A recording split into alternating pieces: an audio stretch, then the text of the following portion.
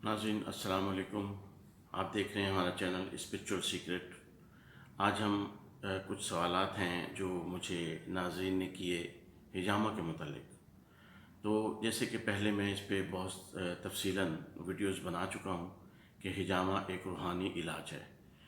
और जिस तरीके से हम सब लोग जानते हैं कि इंसान का जिस्म दो चीज़ों का मरकब है। जिस्म मादी जिस्म, जिसमें हमारा गोश्त पोश हड्डियाँ और जिस्म के तमाम अज़ा शामिल हैं, और दूसरी हमारी रूह है। तो जब हम जिस्म का इलाज करते हैं तो ये मादी इलाज होता है, और जब हम रूह का इलाज करते हैं तो ये रूहानी इलाज होता है। रूहानी ग़िज़ा भी ज़रूरी है और जिस्मानी ग़िज़ा भी ज़रूरी है। जिस्मानी ग़िज़ा तो सब लोग खाते हैं, जो हम खाना खाते हैं, खुराक खाते हैं, सब्ज़ियाँ, फल, खाना पीना जो हमारा है वो सब मादी है, और ये जिस्मानी जिस्म के लिए, मादी जिस्म के लिए है। लेकिन रूह की ग़िज़ा जो है, आप सब लोग जानते हैं, हर मज़हब में रूह की ग़िज़ा भी होती है, और वो होती है इबादत, रियाज़त। तो इसलिए इसमें भी किसी को कोई डिस्प्यूट नहीं है। तो हमें सिर्फ ये करना होता है कि बैलेंस रखना होता है रूह पे। अब शैतान जो है वो क्या सिर्फ मुसलमानों के लिए है? जी नहीं, वो तो हिंदुओं के लिए भी है, वो तो ईसाइयों को भी तंग करता है, वो तो हर मज़हब के लोगों को तंग करता है ना शैतान।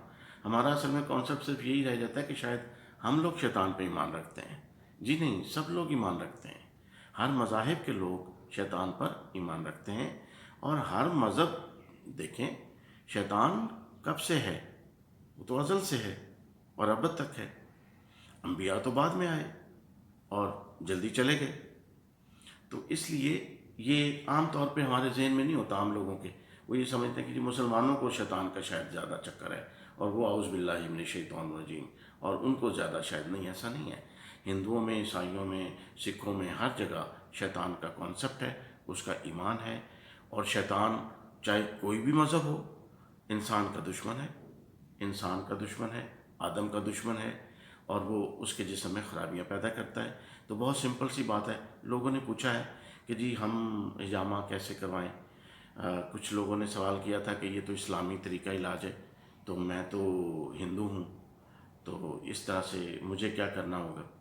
तो उसमें बहुत ही सिंपल सा इसका सलूशन है। हम बात करते हैं, साइंटिफिकली बात करेंगे कि हिजामा से जो अब तक की रिसर्च हुई है ना, उसमें दो बातों का हमें इल्म हुआ है। एक चीज़ तो ये है कि जिसको हर मज़हब के लोग इसको समझ सकते हैं, हिजामा is the tuning of human body. Very simple, tuning of human body.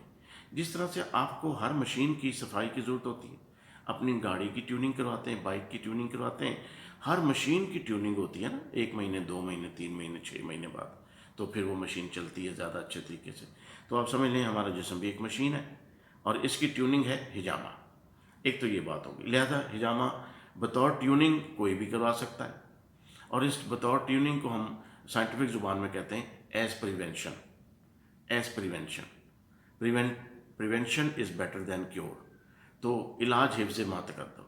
लिहाजा कोई भी मज़हब है आपका, आप, ये पहली बात तो ये है कि इस्लाम ने इस पे कोई कब्ज़ा नहीं किया हुआ हिजामा पर, कि जी इस्लाम इस्लामी लोगों के लिए है, मुसलमानों के लिए, या ये मुसलमानों से शुरू हुआ, ऐसा नहीं है।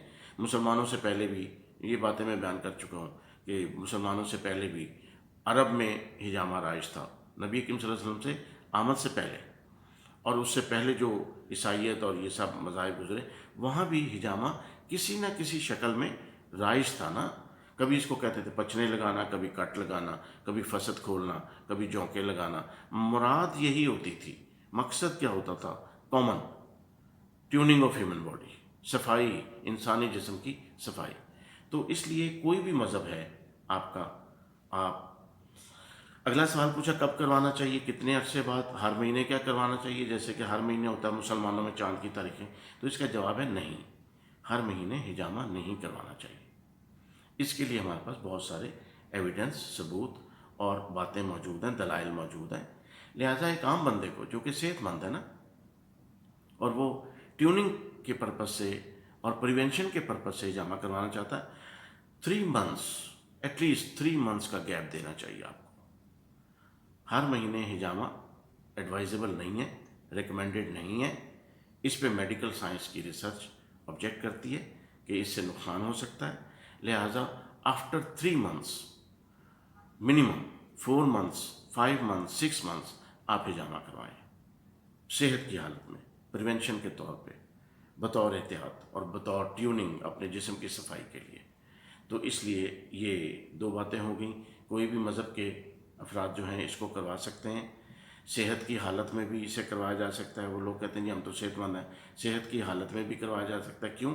ایک نئی گاڑی کو بھی ٹیوننگ کی ضرورت ہوتی ہے آفٹر سم ٹائم، لہٰذا آپ اگر صحت مند ہیں، اللہ کا شکر ہے، لیکن پھر بھی آپ کو 3 4 6 مہینوں کے اندر ایک دفعہ اپنے جسم کی صفائی کرنی ہے، اور وہ صفائی ہجامہ ہے، ٹیوننگ آف ہیومن باڈی۔ 2 باتیں ہو گئیں، اور تیسری چیز یہ ہے کہ بیماریوں میں ہجامہ کا رول کتنا ہے۔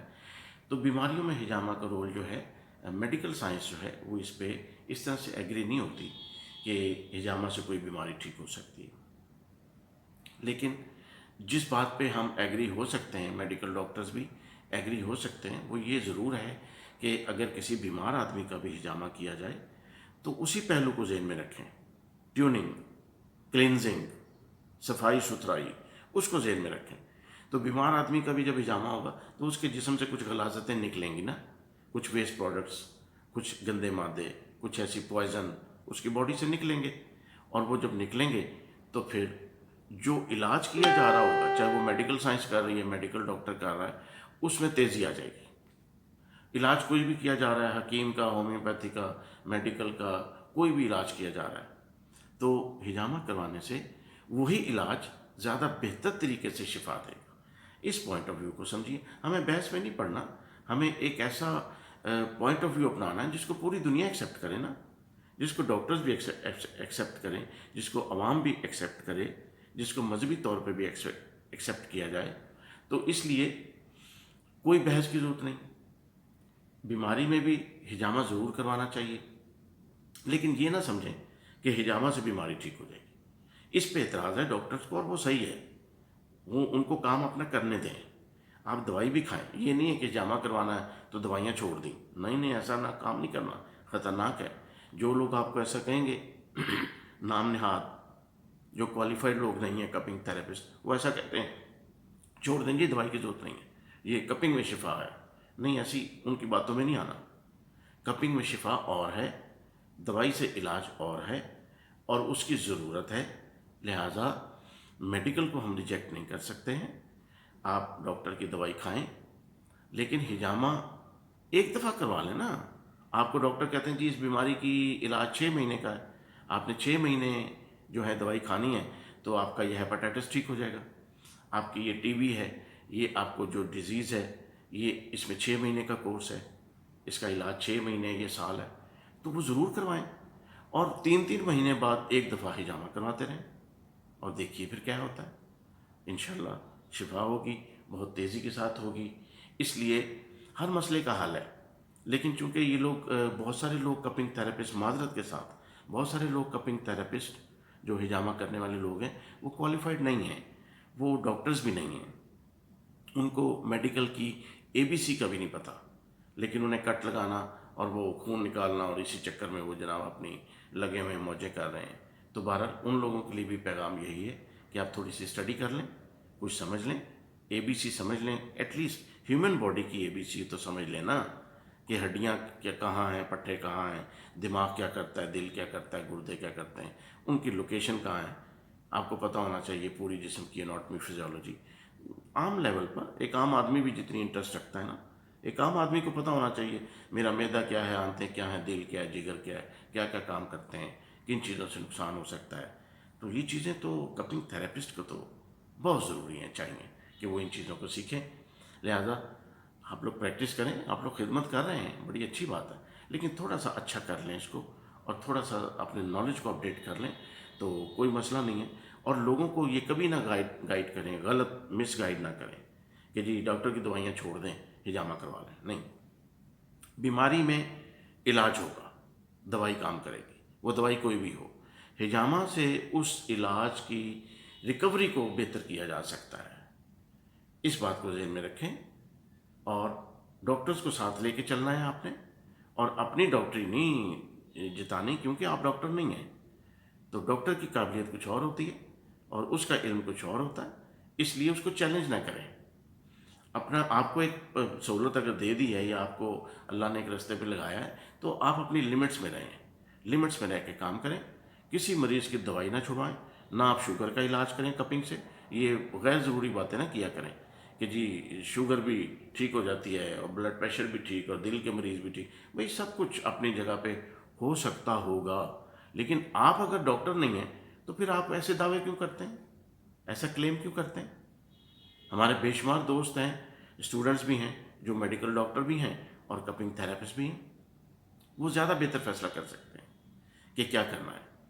एक आम बंदा जो कपिंग थेरेपिस्ट है, हिजामा थेरेपिस्ट है, वो इतनी अपनी लिमिट को क्रॉस ना करे कि डॉक्टर का काम खुद संभाल ले।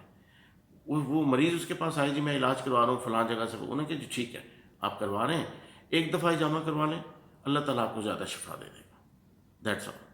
और ये बैनर लगाना, पोस्टर लगाना छोड़ दें कि दुनिया की हर बीमारी का इलाज हिजामा में है। दिस इज़ नॉट वे, ऐसा है नहीं और ऐसा होता नहीं है।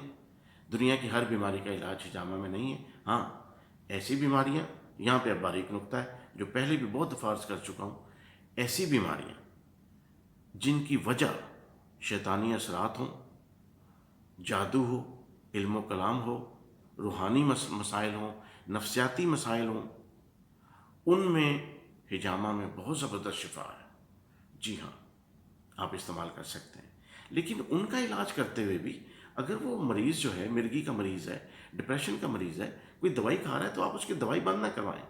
उसको कहें आहिस्ता आहिस्ता ग्रेजुअली इसको रिड्यूस करें। आप उसका हिजामा करें 2-3 महीने बाद। अगर कोई बीमार है उसका आप हर महीने कर सकते हैं। बीमार आदमी का हिजामा हर महीने भी हो सकता है।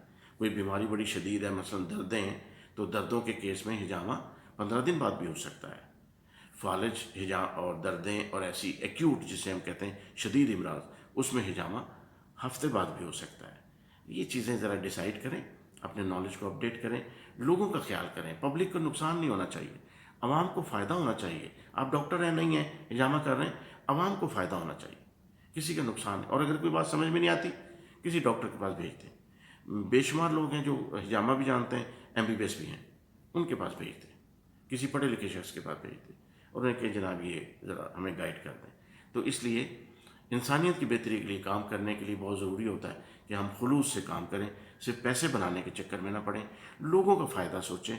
अगर हिजामा करने से किसी में नुकसान है, शुगर का मरीज़ है, बड़ी हाई शुगर है, उसको कोई और ऐसा मसला है, इन्फेक्शन है, गुर्दे में इन्फेक्शन है, गुर्दे में पथरियाँ हैं और उसको हेपेटाइटिस है, तो हिजामा क्यों कर रहे हो भाई? नहीं करना, हिजामा नहीं करना। इसलिए ऐसी बीमारियां जिनमें इन्फेक्शन है, वायरल एस्पेक्ट है, जिसमें इन्फ्लेमेशन हो रही है, आप उसमें हिजामा करके क्या करेंगे? नुकसान करेंगे पेशेंट का। इसलिए अगर आप डॉक्टर नहीं हैं, ऐसे केसेस में ना हाथ डालें। Thank you very much. अल्लाह हाफिज़।